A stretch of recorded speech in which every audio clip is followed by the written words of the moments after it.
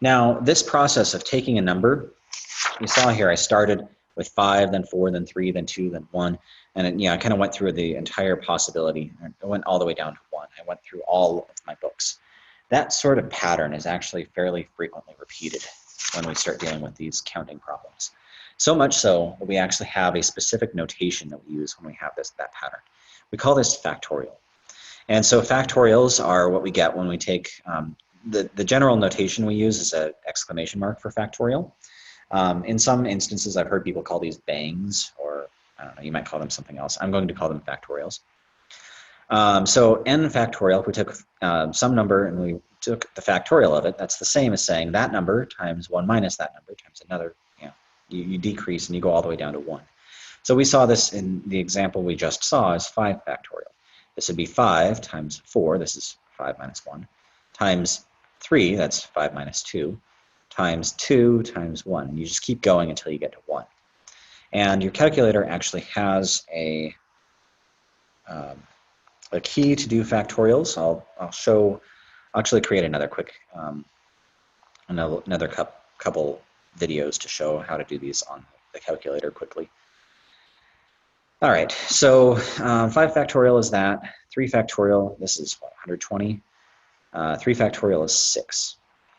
Factorials actually grow really quickly. You can see 9 factorial is actually at 362,880. 70 factorial is actually too big for most calculators to deal with because it's larger than 10 to the 100th power. If we wanted to do something like this, if we knew the value of 9 factorial above, this is the value of 9 factorial right here, what could we do rather than, we might not want to plug this into the calculator because these are such large numbers. What could we do to find the value of 10 factorial? Well, one of the nice things about factorials, 10 factorial, well, this is 10 times 9 times 8 times 7 times 6 times all the way down to 1, right? Well, this right here was just 9 factorial. So you can see 10 factorial is actually 10 times 9 factorial. This is, if you've dealt much with computers, you might notice this. This is actually a way to recursively define a factorial. If to find a factorial, it's just the factorial of the number 1 smaller than it. In any case, since we know the value of 9 factorial, then the value of 9 factorial is 362,880.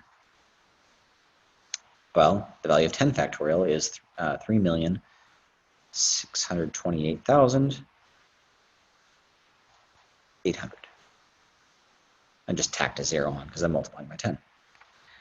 All right, let's use the calculator to find 25 factorial. Like I said, if you want to, I'll talk about how to do this in a separate video. If you haven't seen how to do factorials, you might pause this video and go watch to do how to do factorials right now.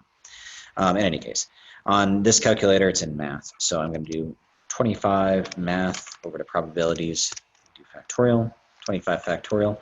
You can see is 1.55e, 1.551, whatever. E25.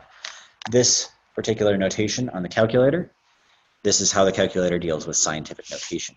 So this actually means 1.5511 times 10 to the 25th. So this is already getting to be a pretty large number. It's times 10 to the 25th means we move the decimal place 25 places to the right. So this is like I said, a rather large number. And this is just how the calculator deals with it.